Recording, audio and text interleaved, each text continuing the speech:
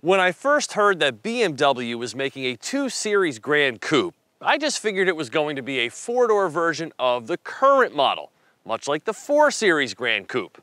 But it isn't. Unlike the standard coupe and convertible, this one is based upon a front-wheel drive car made in the UK. The 2-liter turbo sits sideways, all-wheel drive is standard, and sorry, you can't get a manual transmission. But what you do get is a 2 Series with more accessible rear seats, slightly more passenger volume, and a larger trunk. And though it's not as quick as the standard coupe, it does deliver better mileage and a longer driving range. This is an inarguable truth. BMW's naming protocols are ridiculous. A bunch of mumbo-jumbo, fully understood by only the most ardent Bimmer brain. But as a general rule of thumb, the higher the number, the bigger the body, engine, and price. Vehicles with odd numbers have 4 doors, and vehicles with even numbers may have 2 or 4 doors, but either way are referred to as coupes due to their sloping roof lines. Which leads me to this 228i xDrive Gran Coupe, an all-wheel drive compact sedan with frameless doors whose profile looks very similar to that of the new 3 Series. The platform from which it is built also underpins the Mini Clubman. This M Sport design, painted in the upcharge but gotta have it Storm Bay metallic, with real leather and premium package, retails for a somewhat scary $48,195. And if you think that includes items such as adaptive cruise control, remote start, or a wireless charge pad, you'd be wrong. Those jack up the price even more. And sadly, this is kind of a sorry excuse for a stereo system, so I guess you've got to upgrade to the 16-speaker Harman Kardon for an added $875. Base price starts at under $40,000, but you'd lose most of the goodies you see here. I've been running around in this one for a week now, and I've formulated some prevailing thoughts. With its edgy grille and assertive styling, it's obviously designed to appeal to a new BMW customer, a younger one who isn't as caught up in the traditional BMW ethos. It's fun from behind the wheel, and all of the electronic tricks engineered into the drivetrain do an excellent job of masking the fact that this isn't rear-wheel drive. It sticks to the road like there's syrup on the all-seasons and can be pushed hard without expertise or fear.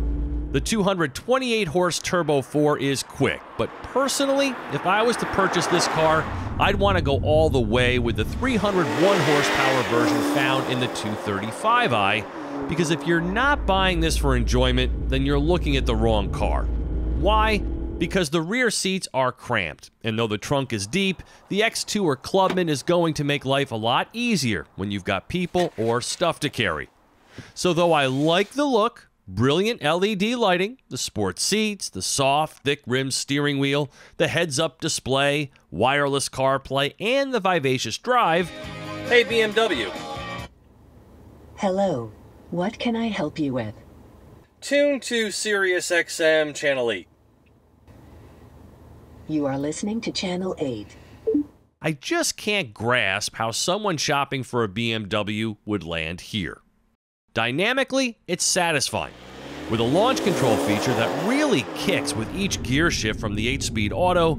0 to 60 takes 6 seconds, and the 258 pound-feet of torque combined with sport mode gives it an even racier feel for an initial burst of acceleration.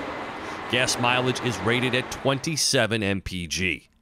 It has excellent grip, dialed-in steering, and reassuring brakes. It also features comfort and eco modes that affect driving attributes, but sadly, not the suspension firmness. Now, in general, it's fairly compliant like a good BMW should be, but things get jarring rather quickly when the tires hit something unexpected.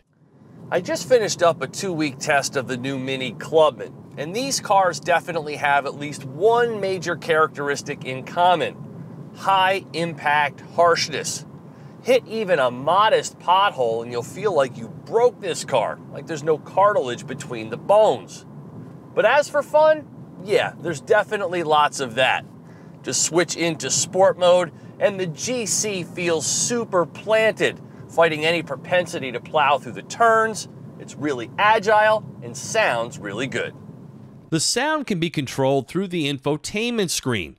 And much like the Mercedes system, there are 2 pre-programmed moods that can either revitalize or relax you, and I like little touches like that.